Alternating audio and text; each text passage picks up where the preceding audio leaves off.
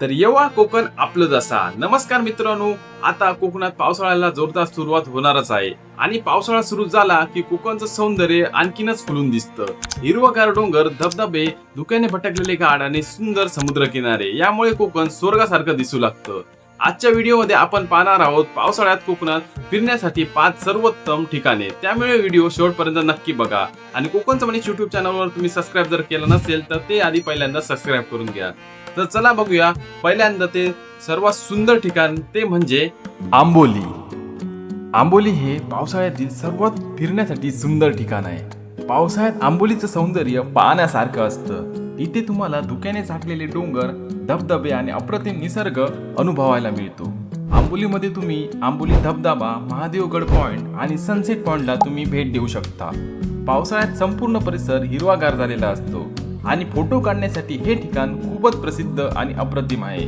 जर तुम्हाला निसर्ग आणि शांतता आवडत असेल तर आंबोलीला नक्की भेट द्या. दुसऱ्या क्रमांकावर येते ते म्हणजे तारकर्ली. तारकर्ली हा कोकणातील सर्वात सुंदर समुद्र किनाऱ्यांपैकी एक मानला जातो. पावसाळ्यामध्ये जर तुम्हाला समुद्र किनाऱ्यावर ते फिरायचं असेल ते म्हणजे मालवण मधील तारकर्ली.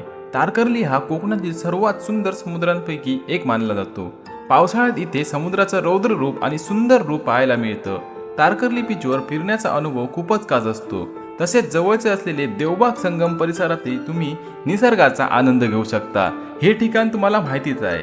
शांत वातावरण आणि स्वच्छ समुद्रकिनारा यामुळे तारकर्ली आणि देवबाग हे कुटुंबांसोबत फिरण्याचं उत्तम ठिकाण आहे.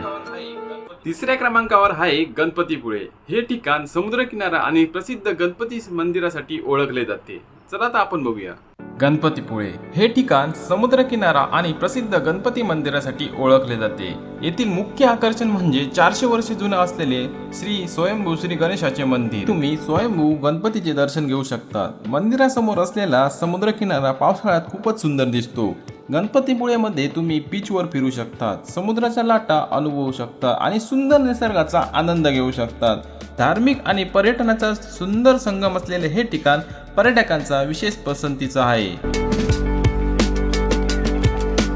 चौथ्या क्रमांकावर आहे मार्लेश्वर.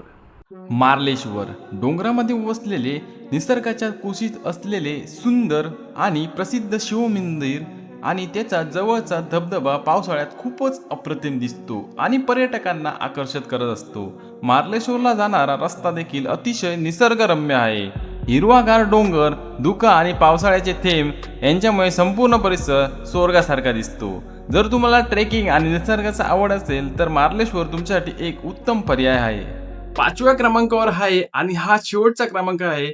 5व्या क्रमांकावर आहे सावंतवाडी. सावंतवाडी हे कोकणातील ऐतिहासिक आणि सांस्कृतिक दृष्ट्या महत्वाचं शहर मानलं जातं. ते तुम्हाला माहितीच आहे. चला आता आपण बघूया इथे काय काय बघण्यासारखं आहे पावसाळ्यात. सावंतवाडी हे कोकणातील ऐतिहासिक आणि सांस्कृतिक दृष्ट्या असलेले महत्वाचे शहर आहे. ह्याला सुंदरवाडी पण म्हणतात. इथे तुम्ही सावंतवाडी राजवाडा पाहू शकता.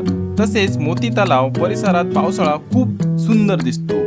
शहराभोवतीची हिरवागार आणि शांत वातावरण पर्यटकांना आकर्षक करत असते.